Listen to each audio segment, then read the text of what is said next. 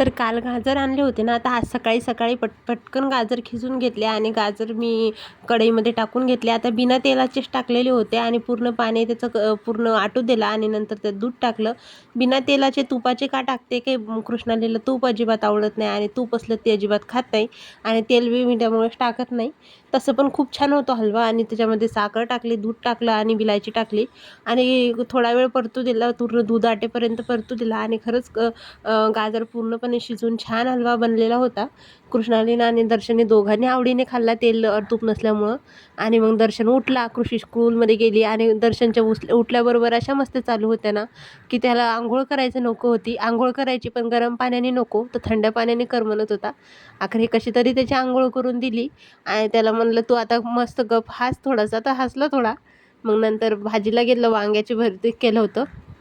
कृष्णालीला आज दुसरी भाजी म्हणजे बटाटा करून दिला होता, कारण की तिला वांग्याचं भरीत काय एवढं आवडत नाही.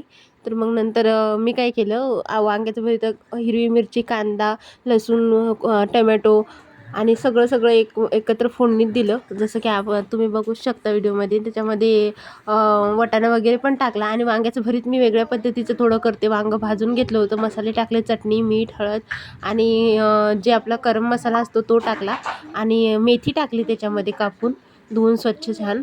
कारण की मेथी ही मी टाकतेच भरितामध्ये आणि खरंच भरीत खूप छान होतं आणि त्याच्यामध्ये जे आपण भरीत केलेलं असतं वांग्याचं अगोदर भाजून तेही टाकलं परतायच्या वेळेस आणि छान मिक्स करून घेतलं. लास्टला कोथिंबीर वगैरे टाकला, त्याच्यामध्ये मीठ टाकलं आणि खरंच इतकं छान झालं होतं ना भरीत, खूपच छान झालं होतं. त्याच्याबरोबर चपाती बनवून घेतली होती आणि हिच्या पप्पाला असं भरीत खूप आवडतं, कृषूच्या पप्पाला, कारण की त्यांना असं काहीतरी वेगळं खायला खूप आवडतं. पण हे खरं सांगू का, रोज रोज करण्यासारखं परवडत नाही, कारण की एवढा खर्च येतो ना, थोडं थोडं करून सगळंच आणावं लागतं. बघितलं तर दर्शन काय करतो, तर खरंच माझं बाळ शहाणं बाळ झालं होतं. आता थोड्या वेळासाठी चुपचाप झोपलं होतं बेडवरती आणि मला गप्पा सांगत होतं. मग नंतर परत आले आणि भात परतला. रात्रीचा थोडा भात राहिलेला होता, ते परतून घेतला, कारण की मी काय वाया घालत नाही. रात्रीचा भात मला परतून खायला खूप आवडतो. मी तव्यावरच परतला होता. नंतर जेवण वगैरे झाल्यावर मी बसली होती मशीनवर. काल टॉप आलेले होते ना शिलाईला, ते शिलाई करून देत होती, कारण की त्यांना थोडं अर्जंट होतं. बाकीचे कपडे तसेच राहू दिले आणि ते टॉप घेतले शिलाई करायला. आता एवढं कट करावं लागणार होतं, नाहीतर तुझं खूप खूप घोळ येणार होता इथे जिथे शिलाई मारली तिथे.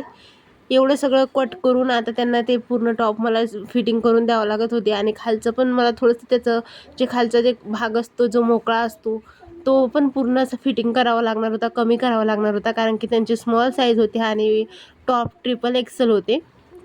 त्या म्हणल्या चेंज बी नाही करू शकत. चला, कसा वाटला व्हिडिओ नक्की सांगा. Bye bye.